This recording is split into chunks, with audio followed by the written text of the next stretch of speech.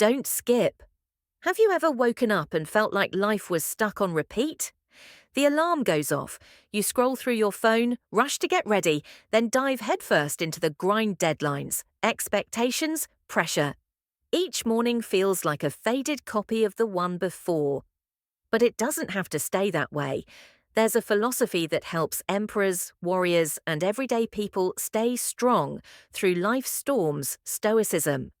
Not empty feel-good quotes, but solid practical principles that train you to master your emotions, take control of your thoughts, and move with clarity through the chaos. In this video, you'll be guided through 12 meditations, not just to listen to, but to wake you up. Each one is a gentle slap to the mind, a pull out of the fog, and a reminder that you can live differently. By the end, you won't start your mornings on autopilot anymore. You'll start them with reason, with inner strength, and with a clarity you may have never felt before. Don't look away. Number 1, remember you could die. Remember you could die today. You open your eyes in the morning, your phone buzzes. A work email, a few social media notifications, an unpaid bill. You jump out of bed and dive into the day, barely noticing one simple truth: you're still alive. It sounds ordinary, but it's the most extraordinary thing you keep brushing past without a second thought. Remember, you could die today isn't a grim warning. It's a different lens to look at life through. Like capturing a photo at sunset, the light only lasts a few minutes, so you pay attention. You savor it. Life is the same, yet we live like there's always next time. Picture sitting next to someone you love, your dad, your mum, an old friend. You're scrolling your phone, half listening, tossing out distracted replies. They ask something, you give a quick answer. But if you knew this was the last time you'd ever sit with them, would you act the same? Every glance, every word would turn into a memory. Not because it was special, but because you chose to make it matter. There's something strange when we come face to face with death. We live more clearly. A friend of mine survived a motorcycle crash lying on the pavement. He didn't think about work, money, or big plans. He just regretted snapping at his wife that morning over the wrong kind of coffee. Since then, he never leaves the house without kissing her goodbye. Not out of fear, but because he finally sees what truly matters. Seneca once said, "Let us prepare our minds as if we'd come to the very end of life." This isn't about being morbid, it's about being intentional. Complaining less about the rain, texting someone you love, even if it feels awkward, not putting off a dream just because you assume there's time. Take 30 seconds each morning and ask yourself, if today was the last, who would I want to see? What would I want to say? What's one thing I never want to repeat again? Write down one thing, just one. Then go do it. Not to become someone great, just so you won't regret it when life knocks on the door one final time, and something shifts when you live like death is quietly watching.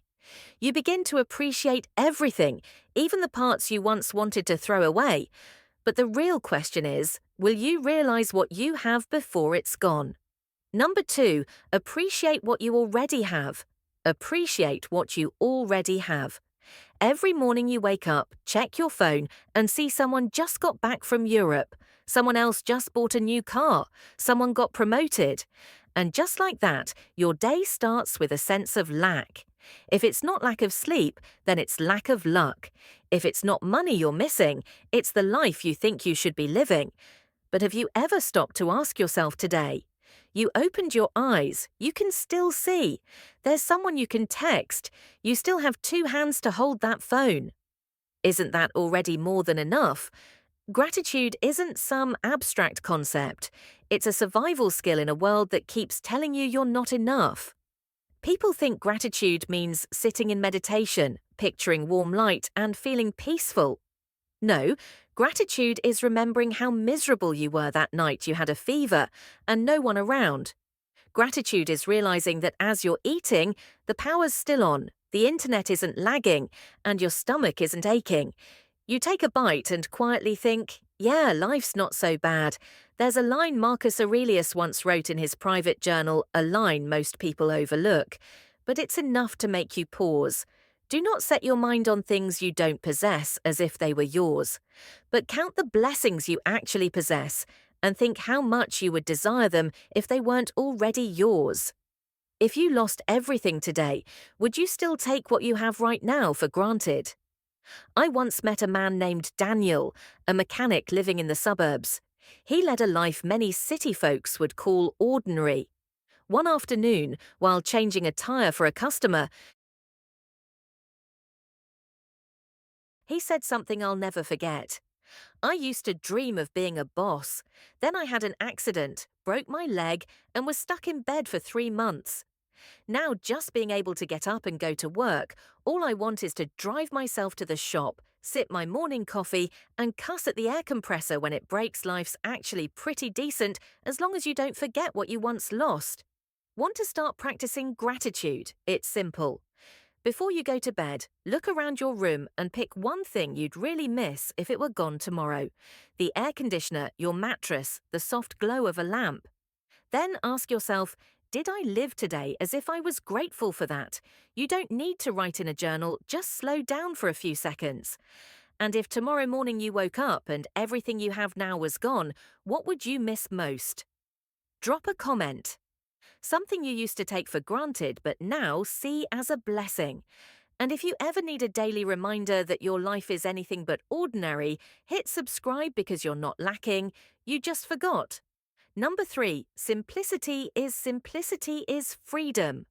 Freedom. Have you noticed we often buy something new, not because we need it, but because we feel empty? A vague kind of emptiness, as if without filling it with stuff, we'd be left to face ourselves. But the more we pile on, the more we feel lacking. The more we cram into our lives, the harder it becomes to see what actually matters. Simplicity, according to the Stoics, isn't about lacking, it's about choosing. Choosing to let go of what's unnecessary so we can hold on to what truly counts. Imagine your mind as a desk. Every day you pile on news, deadlines, comparisons with others, endless social media scrolling. By the end of the day, there's no space left to think clearly. Simplicity isn't an aesthetic trend. It's a survival tactic. A clear desk is easier to work at. A tidy mind is easier to live with. Sometimes decluttering is as simple as not replying to a message right away, cancelling plans you never wanted in the first place, saying no to extra work just because someone expects you to say yes. A person who lives simply isn't deprived. They're just clear on what brings them peace. They don't chase after everything because they understand. The more options you have, the less freedom you feel. Seneca once wrote, "He is a great man who uses earthenware dishes as if they were silver. A great person uses simple things as if they were precious. Not because they don't understand value, but because they don't let material worth define their own." Think back to the last time you felt overwhelmed. Was it because you were trying to hold too many things at once? Work, unread messages, unfinished plans? What would happen if you removed just one must? What if you kept only 3 priorities each day? Here's a truth we rarely say out loud. The people who seem to have it all are sometimes the most bound. And those who own little but are intentional with every choice, they're the ones who are truly free. That's why learning to let go matters. Because if you don't, you'll stay scattered, stuck in what you think are choices, but are really just reactions. And in the end, can you really say you're choosing anything if you haven't even figured out what's within your control? Number 4, control what you can. You can't stop the rain just to stay dry, but you can bring a jacket. It sounds simple, but that's the heart of Stoic philosophy, knowing clearly what's within your control and what isn't. And once you do, something unexpected happens. The world stops knocking you off balance the way it used to. One morning, I was waiting in line at a cafe. The guy in front of me got frustrated because the card machine glitched. He snapped at the staff, shot,